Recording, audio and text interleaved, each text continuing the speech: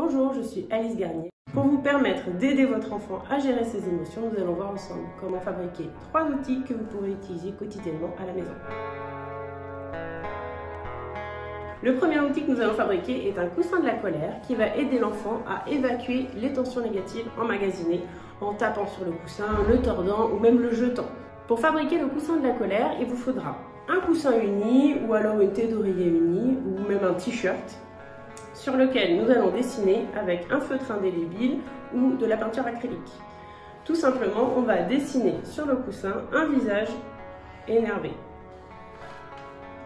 Pour que l'enfant adopte plus facilement l'outil, vous pouvez le laisser lui-même dessiner le visage qui, vous voyez, est très simple. Le deuxième outil que nous allons fabriquer est un visage qui va permettre à l'enfant d'identifier les émotions et leurs manifestations sur le visage. En bougeant les éléments, nous allons pouvoir représenter les différentes émotions. Si par exemple, je mets les éléments comme ça, le bonhomme est en colère. En revanche, si je lui remonte les sourcils et que je retourne la bouche, il est heureux.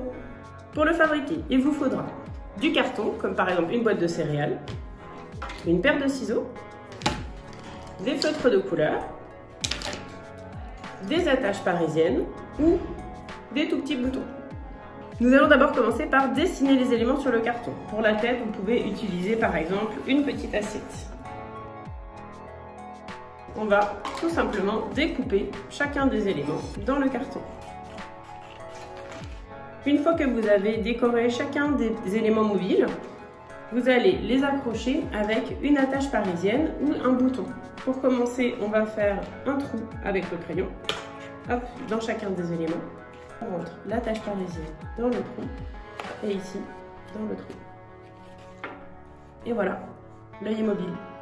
Si vous n'avez pas d'attache parisienne, vous pouvez utiliser des petits boutons pour fixer les différents éléments. On va passer notre fil dans le trou de la tête, puis dans l'élément.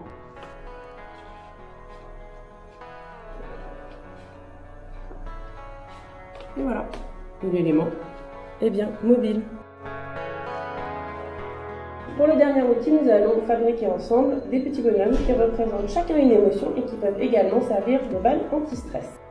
Pour commencer, nous allons placer le ballon sur la bouteille. Pour faciliter le remplissage avec la farine, je vous conseille d'abord de gonfler le ballon avant de le remplir. Ensuite, nous allons donc prendre la farine. Ensuite, nous allons faire les cheveux avec une pelote de laine. Prenez d'abord un morceau de laine que vous pliez en deux et que vous passez entre vos doigts. Ensuite, on prend la pelote de laine, on la coince entre deux doigts et on fait le tour de ses doigts. Autant de fois que nécessaire pour avoir une bonne petite touffe de cheveux. Quand vous avez fini, vous coupez la laine. Avec les deux morceaux qui sont entre vos doigts, vous allez faire un nœud. Donc, vous voyez, je passe le fil de l'autre côté et je vais faire un nœud ici. Vous pouvez le retirer de vos doigts.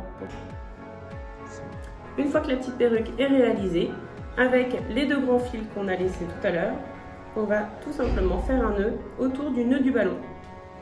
Là aussi, faites un double nœud pour que ça tienne bien à la même longueur que les autres petits cheveux. Et voilà notre petit bonhomme avec un grand sourire. Pour être vraiment bénéfique, l'apprentissage de la gestion des émotions ne doit pas se concentrer sur les émotions désagréables, mais doit aussi prendre le temps de parler des émotions agréables. Vous pouvez donc utiliser ce petit bonhomme heureux pour faire régulièrement, une fois par semaine par exemple, un petit point en famille où chacun racontera une jolie expérience qu'il a vécue pendant la semaine. Si vous n'avez pas le matériel pour réaliser ce petit bonhomme, vous pouvez aussi utiliser un carton sur lequel vous allez simplement dessiner le visage heureux.